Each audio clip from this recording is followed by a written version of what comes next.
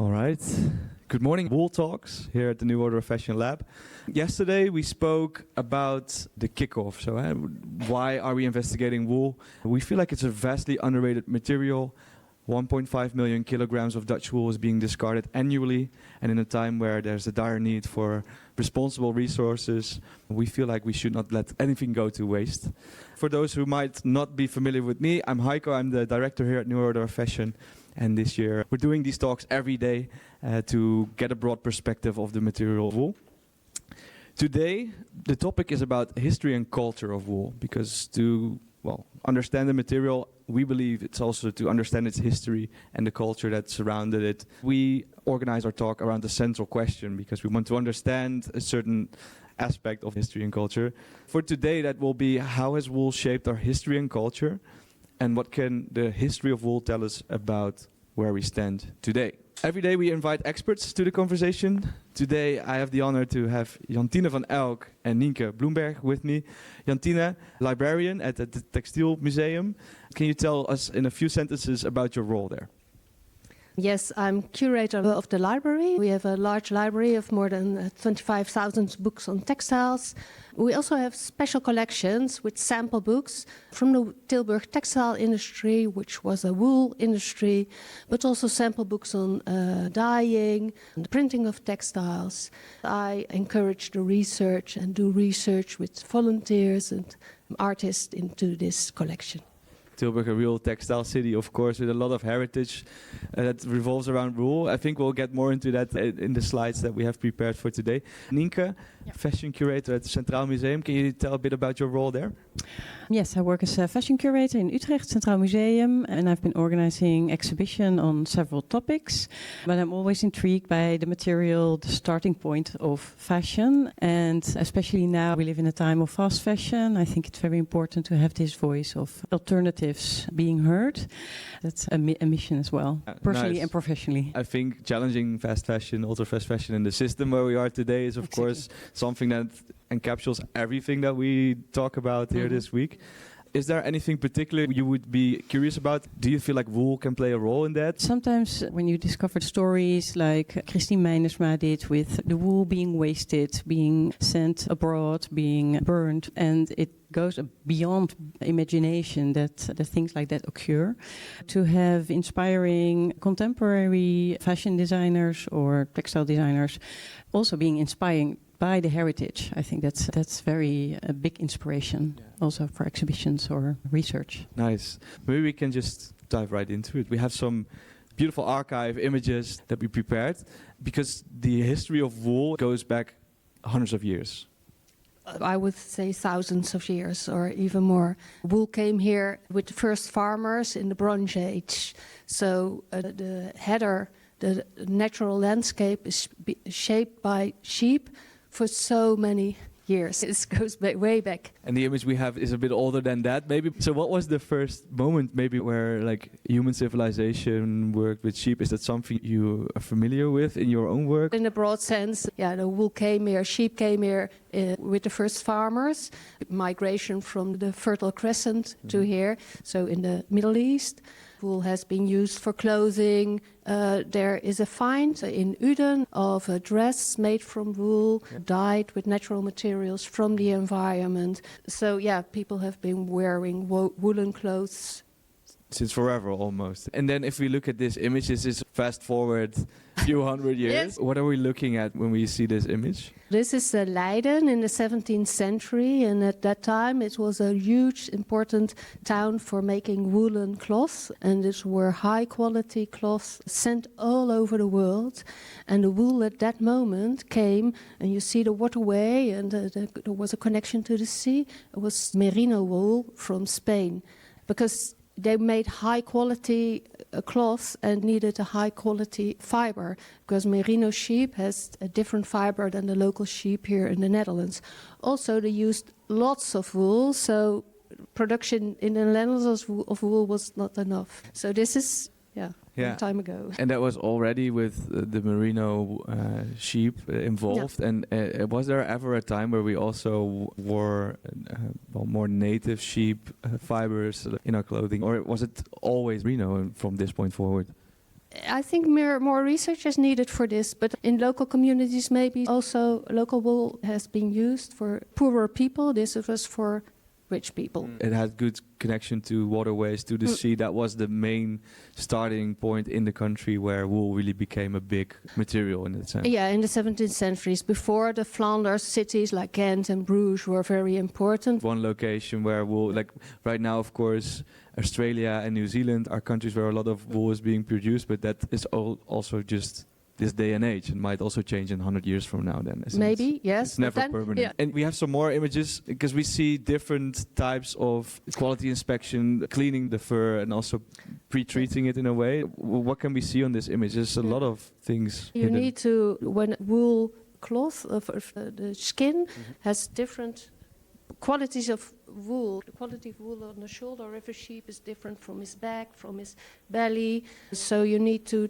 sort out the wool into the different qualities. It needs washing, spinning, combing first, then spinning. So this is the whole pre-process. This is dyeing. There's also weaving somewhere, but not Maybe in here this, in the background there's this fabric that's being measuring and quality control. That was very important in Leiden. The quality control of the dyeing process was really important there, because they, as a city, they were the trademark. The city Leiden with a small lead attached to the textile. That was the quality control. Yeah.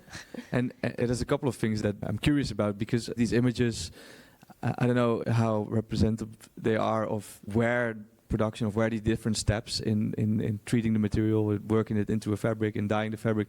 Was it all centrally organized in the city center next to the canals? This was in the Lakenhal, and it was a building in the city where all the people weaving textiles and dyeing textiles had to bring their textiles to have the quality checked. Yeah. So this was in the building, and they're over there, they're stamping the lead thing into the quality mark. Yeah. I think that's an interesting example of how back in history we would see a lot of these steps in working with the material in the same city. Now, of course, the industry is globally fragmented, where the sheep might live in New Zealand, Australia, and then the wool is exported and then it's treated somewhere else. And it's like this whole global web of supply chain. This was also global already, because the wool came from Spain and the cloth went to South America, to Africa. It was high quality cloth, which was worn by the officials in town. So the police officers, governmental officials. Yeah. So this was global, and also the stuffs came from all over the world. Is there also a parallel with indigo? Because there was a war fought over indigo, if I'm correct. Is it also being used in this time where wool was being dyed? It's also, they made lots of black cloth, and indigo was in the dye recipe. Yeah. But it's interesting. Maybe you can add a bit. The local plant to dye the blue is woad, and it more or less has the same effect. But it's been like a global story for over centuries. So the globalization we're talking about now is connected to what was happening at that time. And the world where we are now is partly due to what happened in these years. It's also intriguing because it has to do with patent, like you said, when they had the trademark, there was like stories of hiding and the patent of certain, so it's more like a Sherlock Holmes story as well. It's very intriguing. Yeah. But that's a fascinating realization that these global trade networks were also very existent back then, and what we see now is an evolution of that, but it basically originated from the time where it was already a thing. Yeah, in that sense. capitalism happened early. Yeah, and we're still in that process. Yeah. Fast forward to how the industry developed in the Netherlands. This is one of the things you have in the archive. Before we get to how the industry further developed, what are we looking at right now? This is a sample book from the 1830s from Tilburg, the German entrepreneur who came to Tilburg to start up a wool factory. In the 1830s, it was not yet industrialized, not yet automatized. This company didn't have a steam engine yet. And you look at the dye recipe book, so you see the recipes in German with the ingredients for the dyeing, which are all these global dye stuffs coming from all over the world. And at that time, the weaving was done in a centralized workshop, because not the weaving, the dyeing, yes, because that needs quality control. This was before the introduction of chemical dyes, if I'm correct, Yes, right? that's true. So a lot of these types of dyes that we see are naturally based and globally sourced in terms of where the pigments come from. And also for the people in the audience that might not have seen our exhibition yet, we have a small corner here around when you walk through the space and go to the left, a very small sample book on our own. It's by no means as rich in history and culture, but it does give a bit of a look and feel to the naturally based dyes. There are natural materials from the region you use, not from South Africa, America, or South America or whatever. Yeah, no, exactly. So there are also natural dyes growing here in the Netherlands. Yeah, that's also the concept of local ecosystems and regeneration, in a sense that you are part of an ecosystem, which we discussed a bit yesterday. You can also see it in the dyeing process in the workshops we also do this week. So these are some more samples, but now we can truly see like patterns. Yeah. What would you say this is about in that sense? Yeah, this is from AB, a huge factory in Tilburg, and we see the step from 1830s where they made lots of uniform cloth, so for the police officers, and to the industry change into fashion textiles, fantasy weaves, plates, Yeah. Very much a signature, maybe also of that AB factory in Tilburg. Yeah. That were they the first ones that were working with these types of patterns, or the first ones in the Netherlands? No, but these patterns are like tartan. They are prehistoric, actually. And even the tartans in Scotland came from Eastern Europe. This is a pattern. This is weaving a plate, a checked pattern. It's inherent to weaving because it's threads like this and threads like this, that you can color them and you have a... Yeah. And maybe Ninke, you know more about this, but the example with the Scottish patterns you see, they relate to certain kingdoms, certain families. What was that story about? If you can read them, it's like the family arm. So it's a signal of which family you're from. And if you change it a little bit, it means like you're a descendant from that family. And Interesting. It's like all the codes in fashion. It's subliminal language in a way, right? It developed in the 18th century or the 19th, and it's not ancient. But also another example that textiles were a medium of communication long before we started writing and reading, and literacy improved. Maybe some more about the weaving techniques then that we can touch upon. What is the sample book we're looking at right now? This is a sample book from the textile school, the textile school in Tilburg, where you see there was wool from far away. The knowledge was local. So in Tilburg there were many factories all around, and the people had to know how to weave.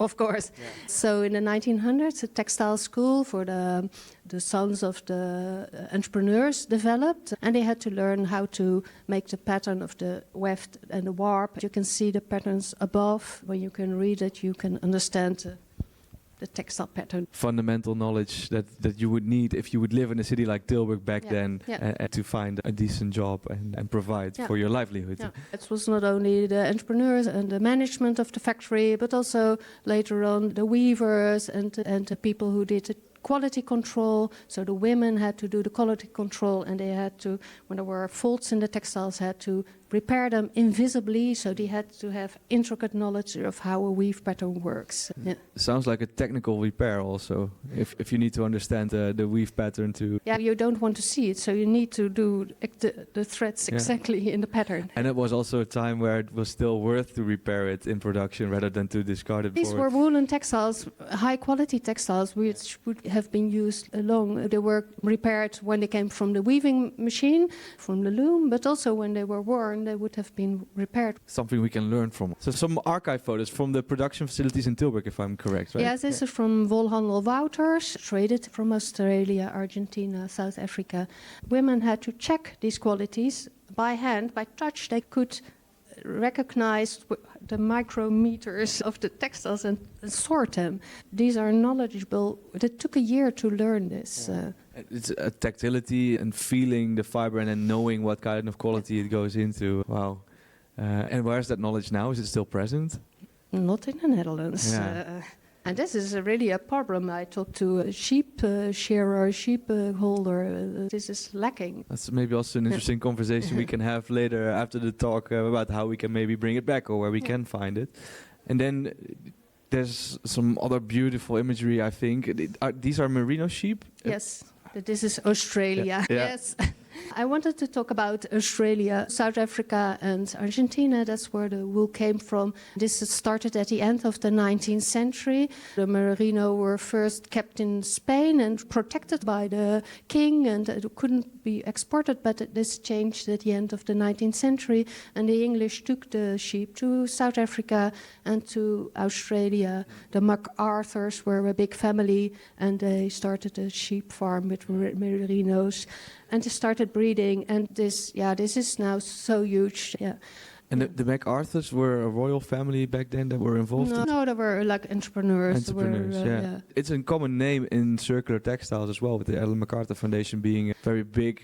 Yeah, probably. Yeah. And also it was not the man who developed this sheep farm, but the woman, Elizabeth. Yeah, there's so much I want to ask. I don't know, I have no clue how we're doing on time, but I'll keep going. I want to say something about Australia, and it had a huge impact on the land. Yeah. So it was not a pristine country, empty. There were people living there. There was nature. There were aboriginals who had a certain way of how to treat the countryside, the landscape. And the sheep have hard hooves, and there were no animals with hooves threading this. So, it's impactful to try out. We can grow sheep here, and have sheep. It impacted the whole ecosystem. It changed the whole native species, plants, biodiversity that was present before. So it's also, I think this is something that we see more often, right? The Commonwealth, British imperialism laid the bedrock for these types of developments, where South Africa and Australia also became a place where merino sheep were being kept. So that also had a huge impact on how the world looks today, but also when we look at wool and where it's being sourced from. Yes.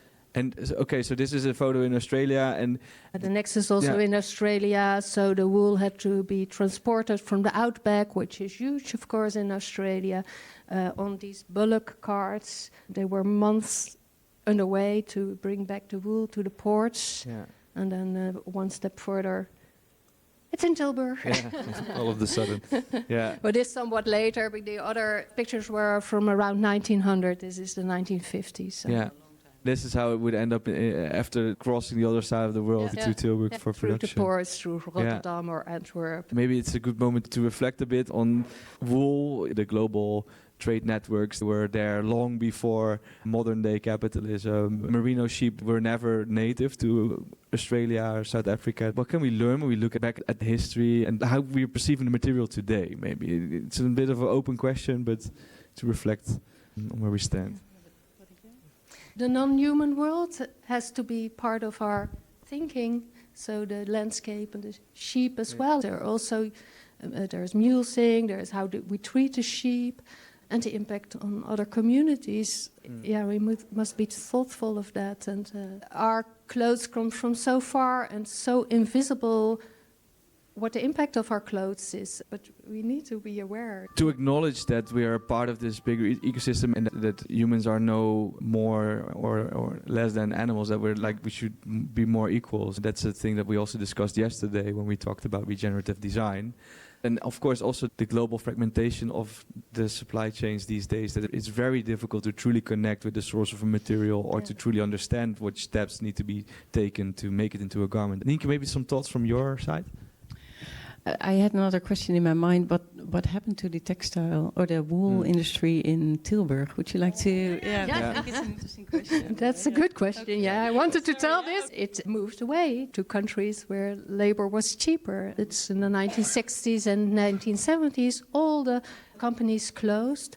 It was also because fashion changed, so more synthetics. Also, we didn't sleep under blankets anymore, but duvets. Multiple developments changed the use of wool in textiles. I think the synthetics was a massive turning point. We can still see that today also, that synthetics make up to 60% of the global fiber consumption in the industry.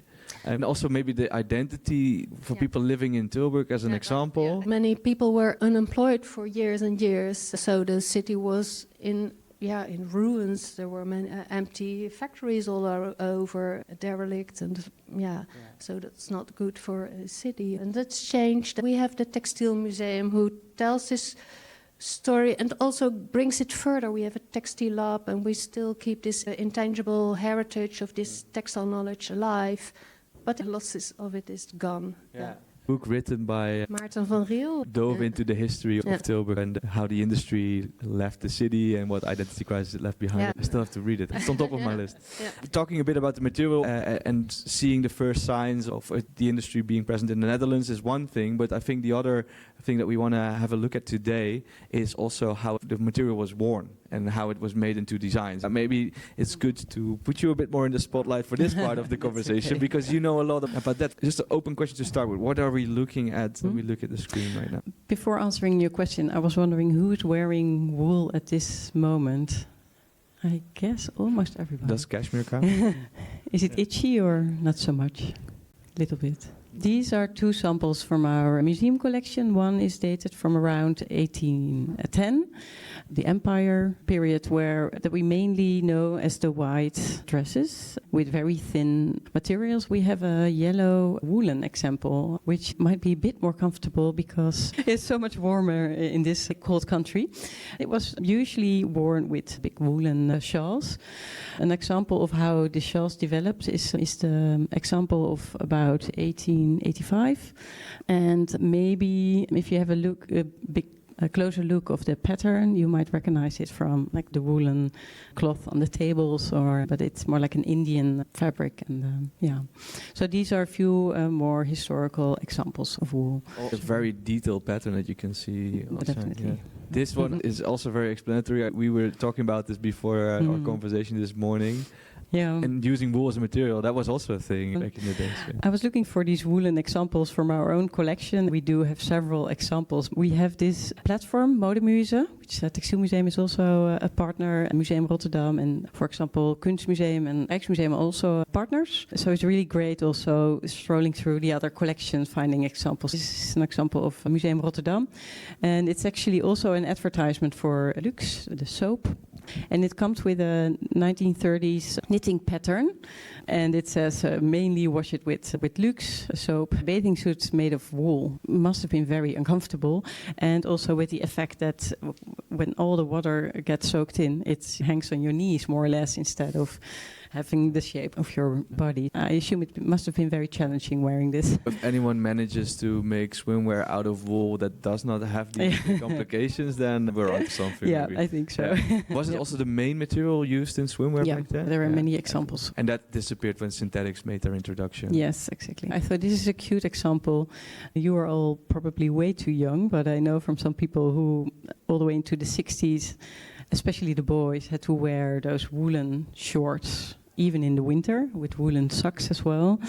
This is more, I know of stories of men thinking back of they had to wear this. There was no discussion possible, but it was very itchy, even in the winter time. So I thought this is more nostalgic, that it's not even too long ago a fashion for children. Yeah. And this was also a time where children would wear the same uniforms in class, or is this not really the case? No, not so much. Okay. I do think that they also had the woolen socks and that they were mended as much as possible. And I think they're drinking school milk.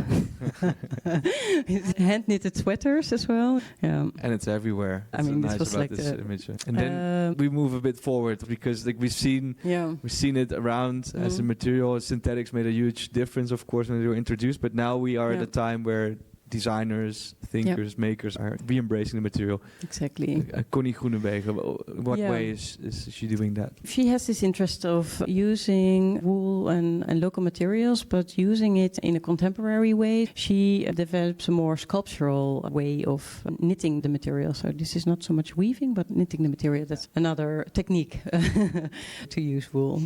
In the textile This is a collaboration. I think many of those passing by are also... And also one of the looks we have at display currently, Eva Popa also works a lot with knitting. That's a nice parallel to what we see in the space.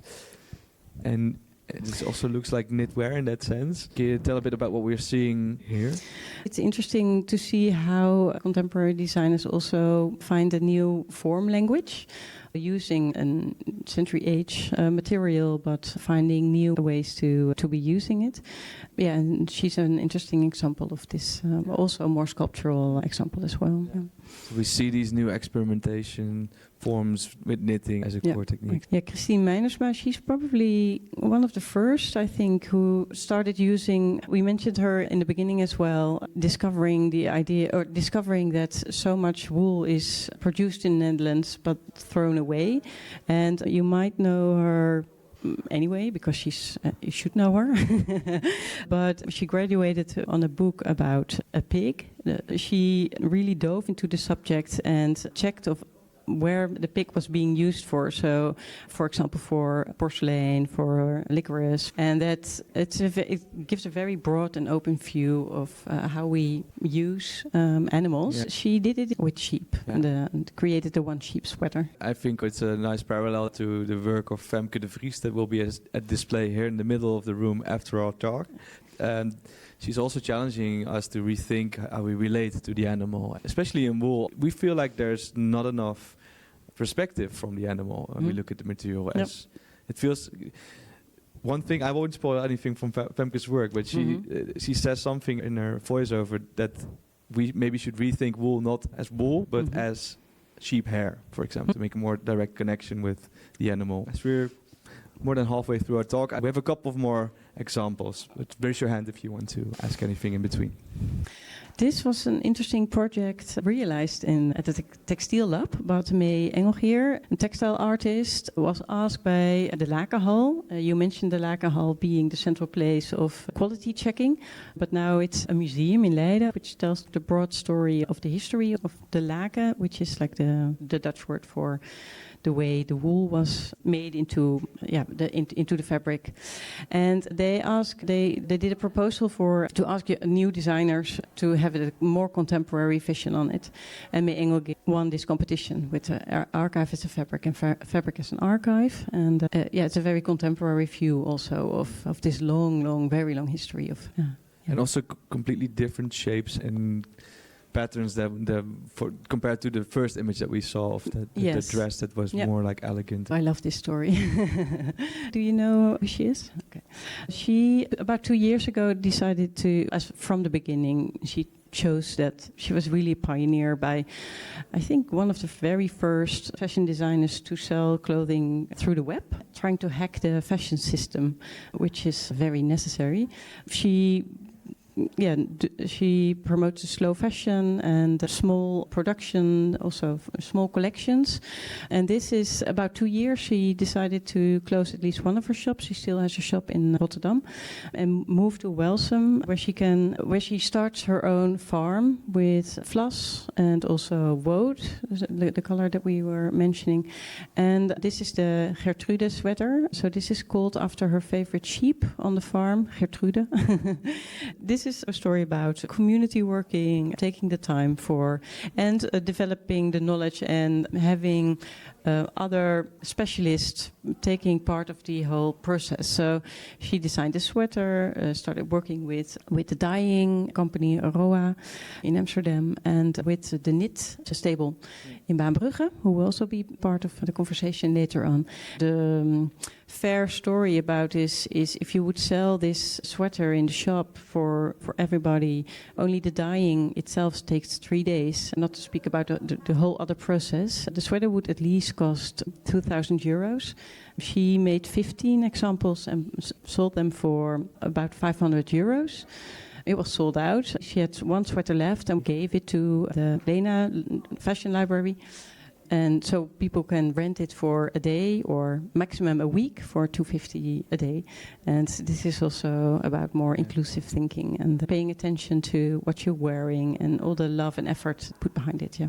And also what I like about the story is that Rua is, of course, also a local initiative in Amsterdam with naturally based dyes and a more locally oriented clothing library where you can rent outfits. It's a story of collaboration. Then we have one of our former talents. We're very proud of that. Highly experimental, different shapes, knitwear. Very experimental with everything he does. This was one of his shows in Paris before he became the creative director of Jean Paul Gaultier.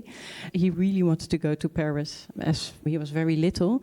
And what was very interesting that he also works with a group of women, elderly women who know all the knitting techniques.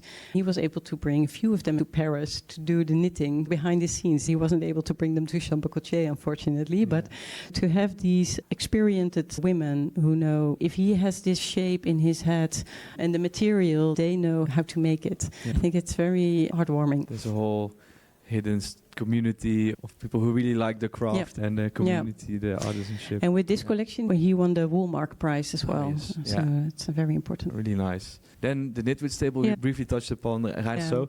What do you like in particular about these works? It's very romantic. It's also the urge to see what you can do, what your responsibility is or can be to be responsible for part of the whole chain and make it into fashionable garments. And they do it in a very lovely way. Yeah, I know that everything that Raina and the Knitwits table do, it's very thoughtful, it's very holistic also in approaching working together with the sheep and getting the wool. But also what I would want to see in our discussions later this week is some brands might very much romanticize wearing wool, where behind the screens the animal isn't treated well. It's a huge ethical debate that we don't see. I have full conviction and trust that it was stable as an exception to that, but that's also something we shouldn't forget when we look at imagery like that. So that's why I like the windmill.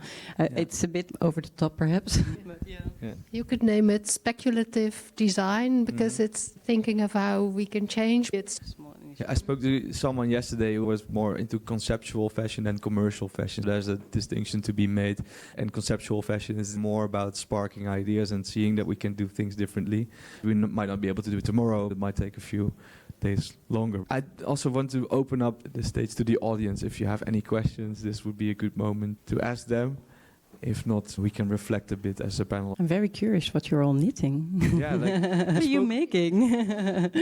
And where did you get the wool? Really? Congratulations. Could you elaborate a little on that if you want? Okay, so I'm getting married next year in August. 2 years ago, I saw a YouTube video of a Finnish knitwear designer, and she knitted her own wedding dress. At that moment, I hadn't any plans to get married, but now I do. And I thought, let's just do it. I'm trying to design it myself, and I'm knitting it with silk because it's very strong and not too heavy. If you knit it in wool, by the end of the day, my dress would have been 3 times longer than at the beginning of the day. And in August, maybe silk is also a bit more. Congratulations. What are you knitting? Yeah, I'm very curious. I'm knitting a vest with sheeps on it because it's Norwegian wool. I was in Norway and I bought the wool. I thought maybe making sheeps with it.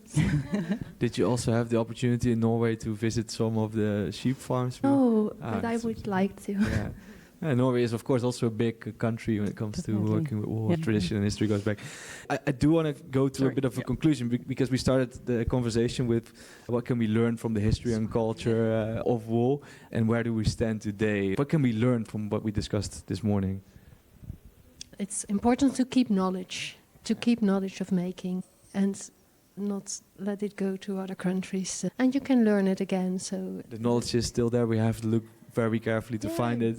You can learn. There is Enschede Textiel Stad weaving textiles again. A museum in Gelderop, close to Eindhoven. Yeah, it's so speculative. Or Enschede is also commercial, but small scale. And I think what you are doing at the Textiel Museum every day is working hard on preserving that knowledge, making it accessible to visitors of the museum. Yes, we want to tell this story. It's also an important part of museums to tell this story of how it was in the past, how it was maybe not so romantic, but also hurtful for people and nature. It's important to tell these stories. Tell the stories, understand the stories, and preserve the knowledge as we move forward with wool as a material in fashion and textiles. Thank you. Yes. Ninke?